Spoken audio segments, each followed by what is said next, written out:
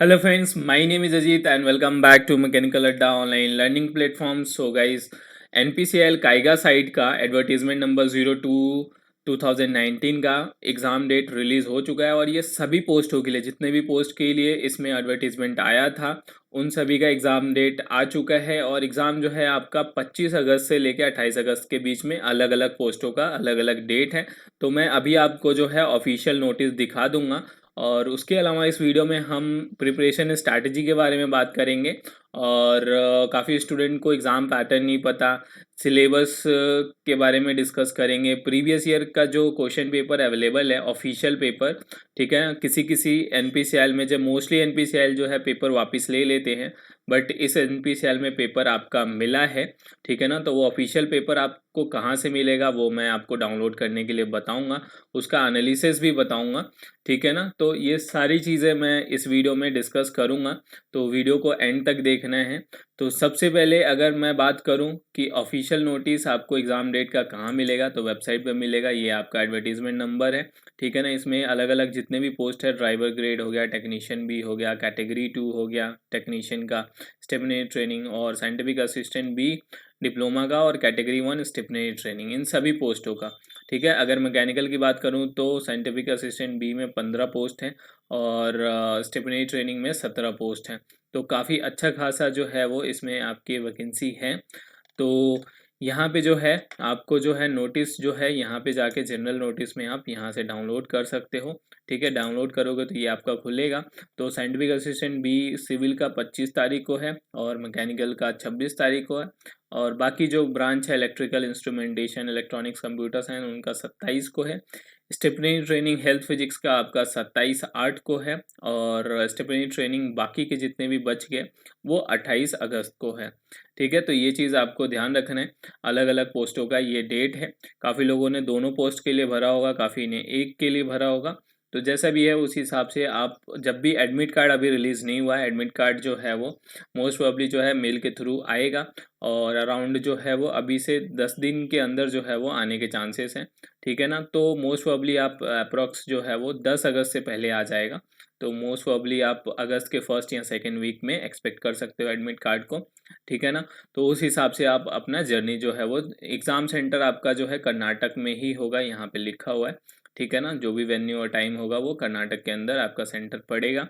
Okay, तो ये सारा बेसिक डिटेल हो गया एग्ज़ाम से रिलेटेड, एग्ज़ाम डेट से और सेंटर से रिलेटेड। अब हम बात करते हैं कि क्वेश्चन पेपर जो है वो किसको किसको डाउनलोड करना है और किस ब्रांच का। तो क्वेश्चन पेपर देखो, लास्ट टाइम जो एडवर्टीजमेंट नंबर 1 का जो एग्ज़ाम हुआ था, ठीक है ना, 2019-01 का, वो सिर्फ मैकेनिकल और हेल्थ फिजिक्स का हुआ था। तो मैकेनिकल का पेपर अवेलेबल है, बाकी जो है वो आप पैटर्न जो है नॉन टेक और टेक्निकल होता है। तो नॉन टेक के लिए बाकी के जितने भी ब्रांच के हैं वो भी रेफ़र कर सकते हैं, उससे आपको पेपर का लेवल पता चलेगा। तो वेबसाइट पे हमारे macadda.com वेबसाइट पे जाना है और वेबसाइट में जाके हमारे वेबसाइट पे आपको सिंपली जो है वो डाउनलोड सेक्शन में प्रीवियस ईयर सेक्शन खोलना है, ठीक है ना। प्रीवियस ईयर सेक्शन में जो है आपका जो लाइन आएगा डीएई का, डीएई के जितने भी प्रीवियस ईयर पेपर हैं, तो यहाँ पे आप 4th नंबर को पेपर जो है वो डाउनलोड कर सकते हो एनपीसीएल काइगा साइट का, ठीक है ना। मैकेनिकल का पेपर है लेकिन नॉन टेक जो है 35 क्वेश्चन आते हैं, वो सभी के लिए यूज़फुल रहेगा। उसके अलावा जो मैकेनिकल के स्टूडेंट हैं वो एनपीसीएल का टेस्ट सीरीज ज्वाइन कर सकते हैं ऐप पे जाके, और वेबसाइट से भी आप ज्वाइन कर सकते हो। ऐप का लिंक जो है आपको डिस्क्रिप्शन में मिल जाएगा। उसके अलावा कोर्सेज भी आपको मिलेंगे। आर्किजन सॉल्यूशन जो है इसके लिए काफ़ी यूज़फुल रहेगा। जब आप पेपर चेक करोगे तो मोस्टली क्वेश्चन जो है डायरेक्टली उस बुक से आए हुए हैं, ठीक है। सो यहाँ पे अगर हम बात करें नेक्स्ट, हमारा इस वीडियो में जो जो डिस्कशन करना है वो है हमारा एग्ज़ाम पैटर्न। सबसे पहले सिलेक्शन प्रोसीजर की बात करें तो इस एनपीसीएल में आपका रिटन टेस्ट और इंटरव्यू दोनों इंपॉर्टेंट है, ठीक है। नॉर्मली क्या होता है कि रिटन टेस्ट क्वालिफाइंग होता है किसी किसी एनपीसीएल में और किसी किसी में जो है आपका दोनों इंपॉर्टेंट होता है। तो यहाँ पे आपका 50% वेटेज रिटन का है और 50% आपका इंटरव्यू का है। स्टेज 1 जो है पहले अभी रिटन एग्ज़ाम होगा, इसका रिजल्ट आएगा, देन आपका इंटरव्यू होगा। नेक्स्ट डे जो है इंटरव्यू यहाँ पे नहीं होना है, ये ध्यान रखना है आपको। ओके, सो सिर्फ अभी जो है डेट आया है वो रिटन एग्ज़ाम का। ओके, सो यहाँ से ये चीज़ आपको क्लियर हो गया। अब जो है अगर बात करें कि एग्ज़ाम का पैटर्न क्या होगा, तो 2 पार्ट में आपका रहेगा। पार्ट 1 में जो है आपका क्वांटिटेटिव एप्टीट्यूड और दूसरा इंग्लिश। जो क्वेश्चन का डिस्ट्रीब्यूशन है, क्वांटिटेटिव एप्टीट्यूड के 20 क्वेश्चन है और इंग्लिश के आपके जो है वो 15 क्वेश्चन है। ठीक है ना, ये चीज़ ध्यान रखना है। 20 और 15 का रेशियो है और जो आपके ब्रांच वाइज होंगे, जो भी आपका ब्रांच होगा उसमें जो है 65 क्वेश्चन आएंगे। टोटल जो है वो 100 क्वेश्चन 3 मार्क्स का रहेगा, टोटल 300 मार्क्स का हो जाएगा और टाइम आपको मिलेगा 2 आवर्स का। ठीक है, 120 मिनट्स और 1 मार्क्स जो है आपका नेगेटिव रहेगा यहाँ पे। तो ये सभी पोस्टों के लिए है। ठीक है ना, ये स्टिपेंडरी ट्रेनिंग और साइंटिफिक असिस्टेंट के लिए मैं आपको एग्ज़ाम पैटर्न बता रहा हूँ। और जो सिलेक्शन प्रोसीजर है ये भी आपका स्टिपेंडरी ट्रेनिंग और साइंटिफिक असिस्टेंट का है, जो डिप्लोमा के स्टूडेंट है। कैटेगरी 2 का आईटीआई और टेक्नीशियन के लिए जो है वो आपका प्रोसीजर अलग होता है। उसमें अगर मैं बात करूँ तो रिटन एग्ज़ाम 2 फेज़ में होगा, एक आपका प्री होगा और उसके बाद एडवांस होगा, देन आपका स्किल टेस्ट होगा। तो उसका जो प्रोसीजर है वो अलग है, वेबसाइट पे आपको मिल जाएगा। जो टेक्नीशियन और आईटीआई के स्टूडेंट हैं वो वहाँ से चेक कर सकते हैं। ठीक है, और अगर हम बात करें नॉन टेक का एनालिसिस 35 क्वेश्चन जो आए हुए हैं, ठीक है, ये सभी के लिए यूज़फुल है। तो यहाँ पे जो है क्वांट में 20 क्वेश्चन में आपके जैसे कि ऑलमोस्ट सभी टॉपिक से जो है ऑन एन एवरेज 1 से 2 क्वेश्चन है, किसी किसी में 3 क्वेश्चन है। ठीक है ना, तो जैसे कि परसेंटेज का एक हो गया, प्रॉफिट लॉस का एक, एसआई और सीआई के 3 क्वेश्चन है यहाँ पे। ठीक है ना, और बाकी speed, time, distance, boat stream, pipe, cistern, इन सभी के एक एक क्वेश्चन है। और टाइम एंड वर्क के 2 क्वेश्चन है। एवरेज एंड एज प्रॉब्लम, एक नॉर्मल एज प्रॉब्लम से क्वेश्चन होते हैं। ठीक है ना, रिलेशन वाइज। ठीक है, तो वहाँ से एक क्वेश्चन है, एवरेज के 2 क्वेश्चन है। ठीक है, वो और रेशियो और प्रोपोर्शन के 2 क्वेश्चन हो गया, मिक्सचर का एक, नंबर सिस्टम के 2, एक सीरीज का है और एक मेंसुरेशन के। ये 20 क्वेश्चन है। पेपर में, क्वेश्चन पेपर में आप देख सकते हो, ऑलरेडी आपको बता दिया, वेबसाइट पे मिल जाएगा। और इंग्लिश की बात करें तो इंग्लिश में जो है आपके ज़्यादातर वोकैब से क्वेश्चन है और कुछ ग्रामर से क्वेश्चन है। ठीक है, वोकैब से सेंटेंस करेक्शन का एक हो गया, वन वर्ड सब्स्टिट्यूशन से 4 क्वेश्चन है। ठीक है, इसमें काफ़ी टॉपिक, इसमें आपका क्वांट में ऑलमोस्ट सारे टॉपिक कवर कर चुके हैं ये। ठीक है ना, ये 20 क्वेश्चन में ऑलमोस्ट सारे टॉपिक से पूछ रखे हैं।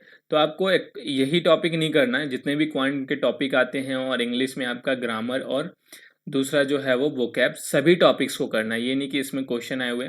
तो ग्रामर के सभी ऑलमोस्ट आपके, इसके अलावा जैसे कि जो आपके एक्टिव पैसिव हो गया, स्पीच हो गए। ठीक है, तो ये सभी टॉपिक को भी नहीं छोड़ना है आपको, ये सभी कर लेना है जैसे क्वेश्चन नहीं भी आए हुए हैं। ठीक है ना, तो यहाँ से इन सभी के प्रीफिक्स से, सफिक्स और प्रीफिक्स से आपके क्वेश्चन होते हैं। तो 2 क्वेश्चन प्रीफिक्स से आए हुए हैं। ठीक है, एंटोनिम्स, सिनोनिम्स हो गया। इसके अलावा जो है वो पैराजम्बल भी हो सकता है, सेंटेंस का ऑर्डर हो सकता है, अरेंजमेंट बोलते हैं। तो इस टाइप के भी क्वेश्चन आ सकते हैं। तो वो सभी जो है वो आपको प्रैक्टिस करके जाना है। ठीक है, तो ये आपके क्वांट और इंग्लिश का हो गया। इसके आगे जो है वो आपका, आपको बताया कि मैकेनिकल का ही पेपर अवेलेबल है। तो यहाँ पे जो है वो ये मैकेनिकल का एनालिसिस है, क्योंकि एग्ज़ाम जो है पिछले एडवर्टीजमेंट में जो वैकेंसी आई थी वो सिर्फ मैकेनिकल की एक पोस्ट की आई थी और उसी का एग्ज़ाम हुआ था। ठीक है, उसका जो कट ऑफ का वीडियो होगा मैं अलग से बना दूंगा। ठीक है ना, नेक्स्ट पार्ट में, क्योंकि ये वीडियो काफ़ी ज़्यादा लेंथी हो जाएगा। ओके, सो यहाँ पे जो है वो आपका अगर हम बात करें किस किस टॉपिक से कितने क्वेश्चन है, तो रेड वाला जो है वो, रेड वाले में जो टॉपिक का स्ट्रेंथ है उस हिसाब से ज़्यादा क्वेश्चन आए हुए हैं। ठीक है ना, जैसे थर्मोडायनेमिक्स में 9 क्वेश्चन है और पावर प्लांट से काफ़ी अच्छा क्वेश्चन, और आना भी चाहिए क्योंकि एनपीसीआईएल का एग्ज़ाम हो रहा है। तो बेसिकली अगर पावर प्लांट से ज़्यादा क्वेश्चन पूछ रहे हैं तो ये अच्छा भी है। ठीक है, तो थर्मो और पावर प्लांट से ऑलमोस्ट जो है आपका थर्मल सेक्शन जो है वो अराउंड 20 से 25 क्वेश्चन हो जा रहा है।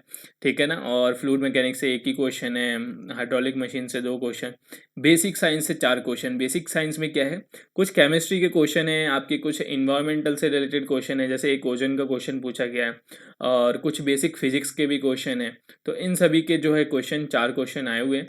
और इंजीनियरिंग मैकेनिक्स से 4 हैं, strength of material 2, theory of machine 3। इन सभी के क्वेश्चन जो है वो काफ़ी कम है अगर देखा जाए तो।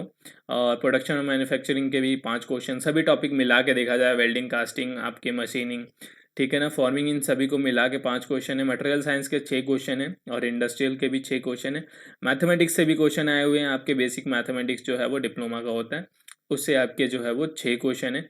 तो इन सभी को मिला के जो है वो आपका टोटल 65 क्वेश्चन है, ठीक है। तो ये एक डिस्कशन था। अब आपको जो 1 महीने का टाइम है उसमें प्रिपरेशन कैसे करना है, तो जितने भी स्टूडेंट हैं, अगर आपका सिलेबस रहता है तो पहले आपको सिलेबस रिवाइज करना है, ठीक है ना।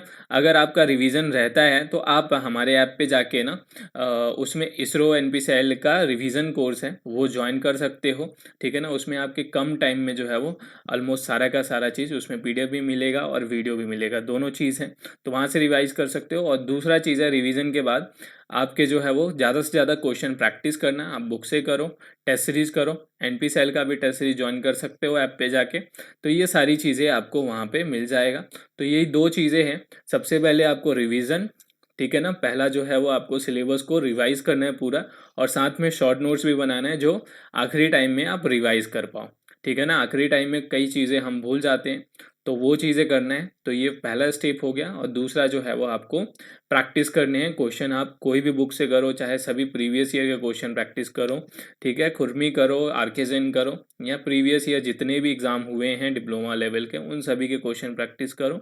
ज़्यादा प्रैक्टिस करोगे तो आपको ज़्यादा एडवांटेज मिलेगा, ठीक है। क्योंकि मोस्टली क्वेश्चन जो है यहाँ पे थ्योरेटिकल है। बहुत ऐसा है, 1-2 क्वेश्चन जो है आपके यहाँ पे न्यूमेरिकल नहीं आया, सारा का सारा थ्योरेटिकल क्वेश्चन आया हुआ है, ठीक है। तो इसलिए जो है वो इस हिसाब से बहुत इजी लेवल का एग्ज़ाम बोला जाएगा, ठीक है। तो उस हिसाब से कट ऑफ हाई जाएगा अगर इसी हिसाब से पेपर आपका ये आने वाले पेपर में अगर आ जाए तो, ठीक है। सो आई थिंक सारी चीज़ें मैंने यहाँ पे डिस्कस कर लिया है। अगर इसके अलावा अगर आपको कोई क्वेरी होता है, कोई क्वेश्चन होता है, तो आप मुझे जो है वो कमेंट में पूछ सकते हो। और कोई भी डाउट वगैरह होगा तो आप मुझे व्हाट्सएप पे भी पूछ सकते हो, ठीक है। यहाँ पे आपको नंबर मिल जाएगा। सो अब मिलते हैं नेक्स्ट वीडियो में नेक्स्ट अपडेट के साथ। Thanks for watching.